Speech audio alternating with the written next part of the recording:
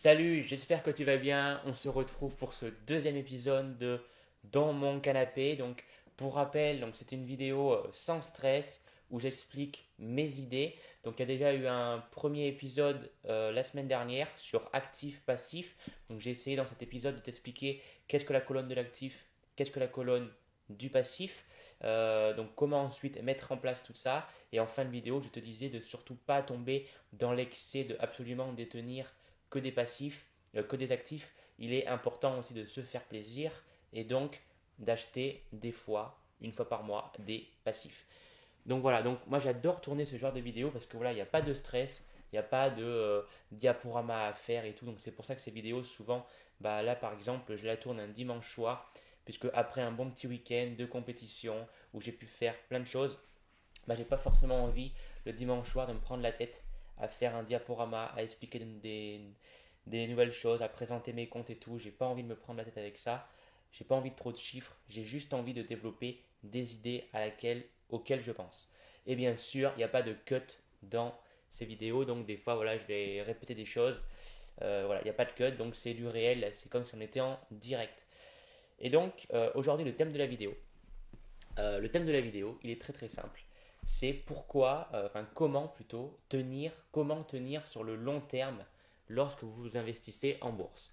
Alors pourquoi je me pose cette question? Parce que aujourd'hui, ce qu'on voit avec les réseaux sociaux, avec Internet ou avec Excel, si vous avez déjà fait un peu les calculs, c'est les fameux intérêts composés, comme quoi on peut devenir millionnaire avec la bourse au bout de quelques années. Tout ça c'est bien et tout ça c'est vérifié, hein, que si vous posez, je sais pas, 200 ou 300 euros par mois à 8 ou 10% de rentabilité, au bout de 20 ans vous aurez dépassé le million d'euros grâce aux intérêts composés que vont vous rapporter vos investissements de départ. Enfin, grâce aux intérêts de vos investissements, ça va faire une boule de neige quoi finalement. Bon, ça d'accord, ça c'est très très bien. Mais le problème c'est comment tenir ça en fait. Parce que ça reste de la théorie, voilà, ça reste des maths. Vous vous amuserez si vous l'avez jamais fait. Moi, j'adore le faire. Mais c'est faire le calcul des intérêts composés avec un tableur Excel. C'est très très bien. On voit une courbe exponentielle. On se dit, ouais, dans 20 ans, je suis millionnaire. Ok. Donc, ça, c'est de la théorie. Donc, c'est comme tout. Hein, c'est purement mathématique. Mais derrière, il faut se rendre compte que derrière, on a une vie quand même. Donc, une vie, il y a des aléas. Donc, c'est-à-dire que des fois, une entreprise dans laquelle vous avez investi pas mal d'argent, mais malheureusement, va peut-être couler, voilà, complètement couler. Donc, c'est-à-dire que vos actions, c'est même pas vous allez faire moins 50%, c'est juste vous allez faire moins 100%. Vous n'aurez plus rien du tout. Et ça, c'est des choses qui peuvent arriver. À côté de ça, il peut y avoir que vous, de votre côté, vous ayez un gros problème. Il faut absolument mettre beaucoup d'argent. Et donc, vous ne pouvez plus investir. Et donc, ne plus faire tourner ces intérêts composés. Voilà, il y a plein de choses qui peuvent arriver, et ça c'est ce qu'on appelle la pratique, c'est la vie, c'est décorréler des mathématiques. Ou du moins, il faudrait faire des calculs encore plus poussés pour que les maths suivent à peu près la pratique. Mais en tout cas, pour l'instant, théorie et pratique, c'est quand même bien séparé, bien distinct. Et donc, le but quand même, sur le long terme, c'est de tenir justement, c'est d'essayer d'avoir le moins d'aléas possible pour pouvoir investir un maximum. Ça, c'est un peu le challenge de tous les mois d'un investisseur quand il reçoit son salaire, quand il reçoit ses revenus. Je ne sais pas qu'est-ce que vous faites comme activité, mais voilà, quand tous les mois vous recevez une somme d'argent, à chaque fois c'est le défi en fait de se dire allez, faut que j'en épargne un maximum, faut que j'en investisse un maximum de cet argent pour en faire fructifier.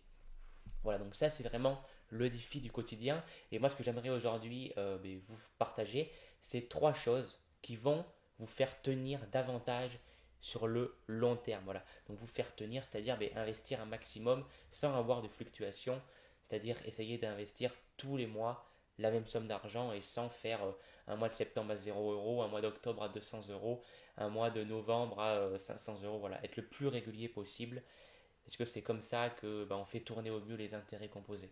Voilà, en fait, plus on est proche des mathématiques et plus on se rapproche et plus on se rapprochera de la courbe exponentielle des intérêts composés qu'on connaît tous.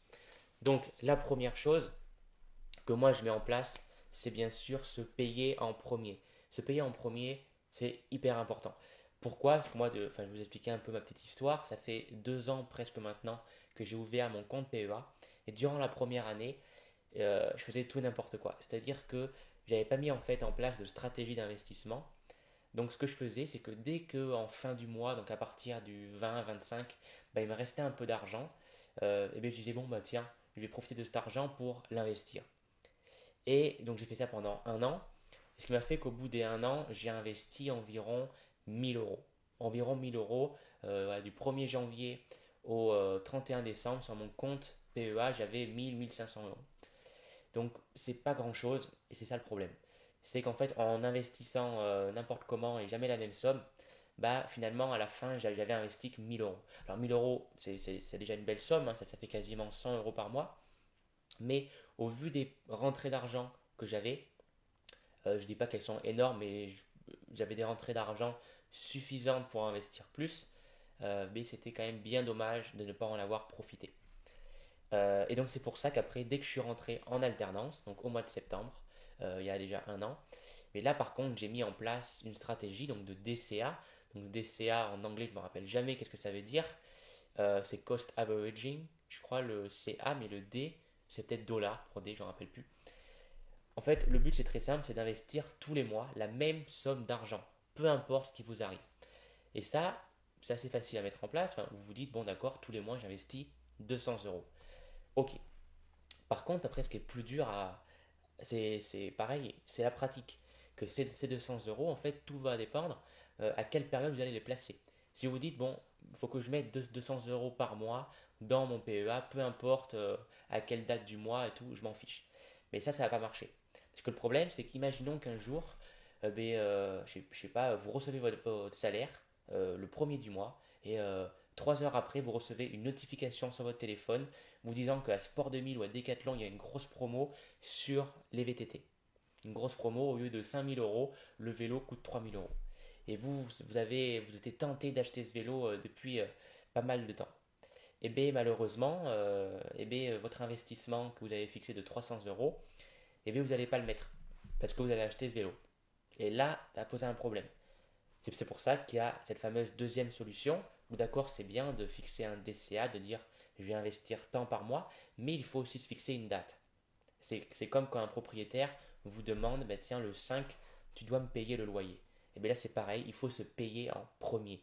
Se payer en premier, je répète, c'est très très important.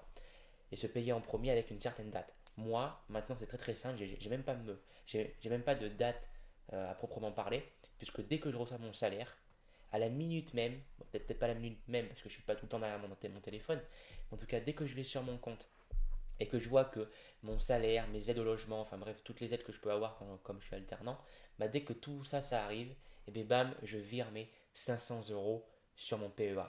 Dès que mon salaire arrive, 500 euros. Je me paye en premier. Voilà. Donc moi maintenant, comment je fais bah, j'ai 500 euros en premier sur mon PEA, ensuite en deuxième, parce qu'il y a vraiment une priorité dans mes paiements personnels, enfin, quand je me paye en premier. Le deuxième, c'est mes 100 euros en crypto-monnaie sur Binance. Et après, en troisième, c'est pas un investissement, mais c'est vraiment important, c'est le loyer. Voilà, c'est important que mon propriétaire soit payé. Je suis pas là pour faire des impayés et tout. Moi, je veux être sérieux avec mon propriétaire. Donc, ça fait partie de mes investissements. Enfin, pas de mes investissements, pardon, je raconte n'importe quoi. Des choses que je veux absolument payer. Voilà. Et après, une fois que j'ai fait tout ça, je peux faire ce que je veux. Voilà. Mais en tout cas, voilà, ces trois choses elles sont vraiment importantes. Enfin, vraiment les deux premières, PEA et Binance. Enfin, Binance Bitcoin. Après la troisième, voilà, c'est juste pour dire que c'est important de payer son propriétaire. Il y a beaucoup trop d'impayés en France. Mais voilà. En tout cas, se payer en premier. Ça, c'est vraiment la meilleure chose à faire pour tenir sur le long terme. Vous vous en fichez qu'il y ait des soldes, il y a des offres à droite, à gauche. Ça, c'est le commerce, c'est la pub. Mais il faut essayer de ne pas trop regarder ça. Il faut déjà se payer en premier. Et après, vous vous faites plaisir. Voilà. Deuxième chose, c'est le why. Le why, c'est hyper important. Le why, en fait, bah, en français, ça veut dire pourquoi. Mais ça, on entend beaucoup pour les entrepreneurs.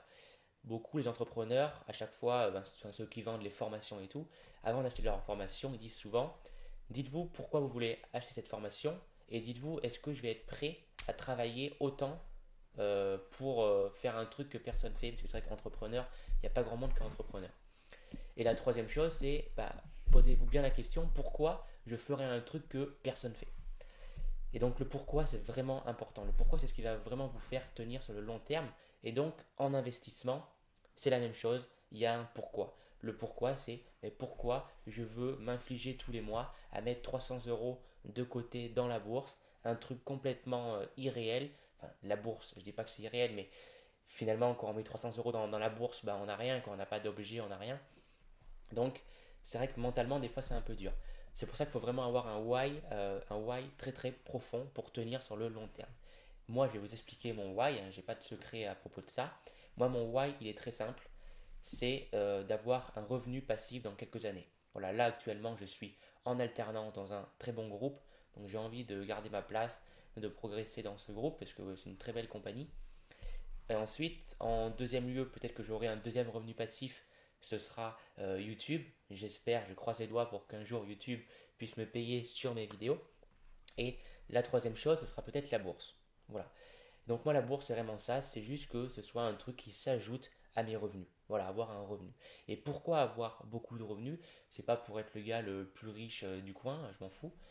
Moi, ce que je veux, c'est juste que lorsque je vais vouloir faire des projets, parce que j'ai plein de projets en tête, et bien ces projets, il va falloir à un moment donné les financer. Sauf que pour les financer, il va forcément falloir être à un moment donné face à face avec un banquier. Et je pense qu'en ayant pas mal d'investissements, que ce soit en bourse, en immobilier, en crypto-monnaie, si je lui montre mes portefeuilles disant voilà, regarde bien, les 3 dernières années, j'ai fait du 8% de rendement sur mes investissements, donc tu peux me faire confiance quand je te dis que j'ai des revenus passifs, bah là, le banquier, peut-être qu'il va me croire. Donc moi, c'est juste pour ça. Et ça, c'est un why très profond, puisque ce que je me dis tous les mois, c'est que si j'investis pas ces fameux 500 euros, bah, je ne ferai pas tourner ces intérêts composés, et donc je n'aurai pas de revenus passifs, enfin, je n'aurai pas un gros capital, et donc je ne pourrai pas réaliser mes projets que j'ai envie de faire. Donc ça, c'est un why très important. Après, j'ai un deuxième why, parce que vous pouvez en avoir plusieurs, c'est encore mieux. Moi, j'ai un deuxième why, c'est plus un why vraiment personnel, puisque ça n'a pas forcément de valeur. Ce serait, grâce à mes investissements en bourse, dépasser le million d'euros. Pourquoi je dis que ça n'a pas forcément de valeur? Parce qu'en fait, finalement, avec 1 million d'euros, on n'est ni pauvre ni riche. En fait, on est entre les deux. C'est un chiffre un peu bâtard. Parce qu'en fait, ça dépend vraiment de ce qu'on en fait. Parce que 1 million d'euros, dépenser, ça va très très vite. Quand on voit aujourd'hui le prix des maisons, une belle maison aujourd'hui, un peu proche de la ville, c'est 400, 500 000 euros. Après, vous achetez une belle voiture. Enfin bref, ça va hyper vite, 1 million d'euros. Donc, c'est pour ça qu'un million d'euros, c'est un chiffre un peu bâtard, mais bon, ça c'est plus un truc personnel. Ce serait dépasser le million d'euros. Voilà, ça c'est mes why à moi. Et vous, il faut vraiment que vous ayez un why, c'est hyper important. Un why, ça peut être, je sais pas, mais avoir un revenu passif dans 10 ans. Voilà, vous vous dites, moi je veux avoir un revenu passif dans 10-15 ans. Dans 10-15 ans, excusez-moi, donc quand j'aurai 5 ans, pour pouvoir payer un voyage tous les ans à mes enfants. Donc mon but, c'est d'avoir 5 000 euros de rente grâce à la bourse pour que je puisse payer un voyage à mes enfants, à ma famille. Bah, ça peut être un why très très profond de vous dire, voilà, oui, oui, c'est un bon why, c'est un bon why. Et après, la deuxième chose, enfin un deuxième why par exemple, ça peut être juste avoir une rente pour réaliser mes projets personnels, qui est par exemple le sport, réaliser mes projets professionnels, monter un business, monter une entreprise, enfin j'en sais rien, mais voilà, il faut vraiment avoir un why, n'importe quoi, mais qui compte beaucoup pour vous, pour vos projets personnels. Voilà pour la deuxième chose, pour tenir sur le long terme lorsqu'on investit en bourse. Voilà, voilà. Ensuite, le troisième point, la troisième clé qui va vous faire tenir sur le long terme pour investir en bourse et donc pour profiter des intérêts composés, bah, c'est de comprendre en fait le cerveau sur la satisfaction lorsque vous achetez quelque chose. Parce qu'aujourd'hui, quand on parle, enfin quand moi je parle à des personnes comme quoi j'investis, bah, le problème c'est que toutes les personnes me disent ouais ben t'investis donc en fait tu profites pas de la vie parce que tu mets de l'argent dans des choses, dans des actions et finalement tu profites pas de la vie, tu te prives, enfin bref, plein de choses comme ça. Et c'est là en fait où si tu comprends que lorsque tu achètes quelque chose, finalement c'est une satisfaction très court terme, bah en fait tu vas peut-être changer de version et dire que investir c'est peut-être mieux pour toi. Exemple, quand tu achètes une voiture, un téléphone, le téléphone au début tu achètes le dernier iPhone, bah, le premier jour que tu vas l'acheter, tu vas te dire oh putain, il est trop bien cet iPhone, je prends des super photos avec, il est super réactif, il est hyper rapide. Sauf que le problème du cerveau, c'est qu'il s'habitue très très vite. Le cerveau, c'est une machine pour ça. Il s'habitue hyper vite à un nouvel environnement. Donc c'est-à-dire qu'au bout d'une semaine, un mois grand maximum, bah en fait, le fait que votre téléphone soit hyper rapide, le fait que vous preniez des photos d'une qualité extrême, bah en fait, votre cerveau sera habitué. Donc pour lui, ce sera complètement normal. Et donc, si vous voulez vous faire plaisir, en fait, eh bien, la seule manière pour vous, ça va être de racheter quelque chose. Et finalement, vous vous rendez compte que c'est un cercle vicieux. Finalement, ça va être en fait acheter quelque chose, en profiter pendant une semaine, un mois grand maximum, et derrière, retomber à la normale. Et ensuite, il va falloir racheter quelque chose pour être à un niveau de dopamine élevé, enfin un niveau de satisfaction élevé. Et après, hop, ça va revenir. Donc ça, en fait, ça c'est un cercle vicieux. Et ça marche avec n'importe quoi, téléphone, voiture, maison, décoration, euh, bref, plein de choses, abonnement, enfin tout ce que vous voulez. Donc une fois que vous avez compris ça, bah, peut-être que quand vous allez vous dire, ah ouais, l'investissement finalement, c'est peut-être pas si mal, que c'est vrai que l'investissement, quand on achète, on va pas se mentir, vous prenez pas énormément de plaisir quand vous mettez 300 euros dans une action, parce que voilà, c'est pas concret, vous avez rien dans les mains, donc c'est vrai qu'on prend pas énormément de plaisir, même si on sait que derrière, ces 300 euros peuvent bah, en valoir 1000 euros au bout de 5 ans, enfin voilà. Mais c'est vrai que sur le coup, on n'a pas de plaisir, faut l'avouer. À part si vous faites vraiment une bonne affaire, là vous vous dites, ah ouais, je fais une bonne affaire, donc ça va être cool pour les prochaines années. Donc c'est là peut-être que en comprenant un peu comment fonctionne votre cerveau, ça c'est vous pouvez prendre 2 minutes à réfléchir là-dessus, bah vous allez peut-être vous remettre en question et vous dire, ah ouais, finalement, en fait, toujours acheter, acheter, acheter, bah, finalement, il faut décorréler ça du plaisir. Lorsque vous allez comprendre que acheter, c'est décorréler complètement du plaisir, enfin complètement, ce serait mentir complètement, mais faut essayer du moins de décorréler le plaisir des achats et essayer de faire des choses, si vous voulez absolument avoir tout le temps du plaisir, mais essayez de trouver des activités, des choses qui vous font plaisir. Moi finalement j'ai trouvé donc une petite astuce qui va changer un peu de l'investissement plus mindset, un truc que j'ai trouvé il n'y a pas si longtemps qui me fait énormément plaisir. Parce que voilà, je vais vous l'avouer, moi il y a une période dans ma vie que j'ai beaucoup plu, enfin que j'ai beaucoup aimé jusqu'à présent, c'est le Covid. J'ai adoré cette période, tout simplement parce que en fait j'avais mon rythme, j'étais pas obligé d'aller à l'école tous les jours à 7 heures du matin, à être imposé à avoir des horaires et tout. J'avais vraiment mon rythme à moi, c'est-à-dire 3 fois de sport dans la journée, mes cours en visio, j'allais parler avec mes potes. Voilà, j'avais vraiment ma journée qui a été bien carrée, enfin organisée en fait à ma sauce. Et du coup, je me suis rendu compte qu'en fait, moi, ma source de plaisir numéro une, elle était là. En fait, moi, je prends du plaisir quand tout est carré, enfin, quand tout est planifié à ma manière. Et du coup, c'est ce que j'essaye de faire en ce moment. Même si j'ai les contraintes de l'école, mais j'essaye quand même d'avoir mon planning à moi. C'est-à-dire que bah, je fais ma journée d'école ou ma journée de travail, mais derrière, j'ai ma journée de sport, mon heure de sport. Derrière, j'ai mon heure où je tourne mes vidéos. Après, j'ai mon heure où je fais ma cuisine. Après, j'ai mon heure où je regarde ma série en anglais pour améliorer mon niveau d'anglais. Enfin bref, j'avais vraiment de planifier un maximum et je me suis rendu compte que ma source de plaisir, elle était là en fait. Elle n'était pas en achetant des trucs. Parce que moi, au contraire, je suis un peu l'inverse des gens. Quand j'achète un truc, ça me fait mal au cœur. Donc voilà. À part si c'est vraiment un truc qui va vraiment me faire plaisir. Mais la plupart du temps, quand je paye un truc, j'ai l'impression que ça me fait un truc au cœur. Enfin bref, c'est un peu bizarre. En tout cas, voilà. Et quand vous allez comprendre que il faut décorréler le plaisir de l'achat, je sais pas, après un plaisir, ça peut être par exemple, vous allez marcher avec votre famille, mais ça ne demande pas d'argent. Vous prenez juste des chaussures, vous allez marcher, vous allez peut-être trouver du plaisir dans ça, et ça va être décorrélé d'acheter un iPhone. Donc voilà. Pour tenir sur le long terme, il y a ces trois choses. La première, se payer en premier. La deuxième, avoir un why vraiment très très très très profond. Parce que je rappelle quand même que l'investissement long terme, c'est 10, 15, 20 ans minimum.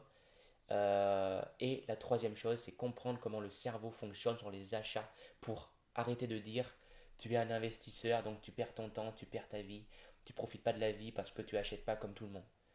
Donc voilà, une fois que vous aurez compris ces trois choses, je pense que déjà, donc je ne dis pas que vous allez forcément tenir sur le long terme, mais en tout cas ça va grandement vous aider, j'en suis persuadé. Voilà, bon, ces vidéos, elles sont sûrement un peu longues pour vous. Je ne pense pas que vous avez regardé jusqu'à la fin. Mais en tout cas, si vous avez regardé jusqu'à la fin, ça m'intrigue. Donc j'aimerais vraiment que vous me laissiez un commentaire si vous avez regardé cette vidéo jusqu'à la fin. Voilà, on se retrouve pour une prochaine vidéo un peu plus carrée. Là, c'est les vidéos du dimanche dans mon canapé. Donc la prochaine vidéo carrée sortira jeudi. Donc je vais voir qu'est-ce que je fais. Et puis, passe un bon début de semaine. Profite bien, réfléchis bien sur ces 3 points que je t'ai dit. Et puis on en reparlera en commentaire ou en vidéo. C'était Dimitri. Ciao.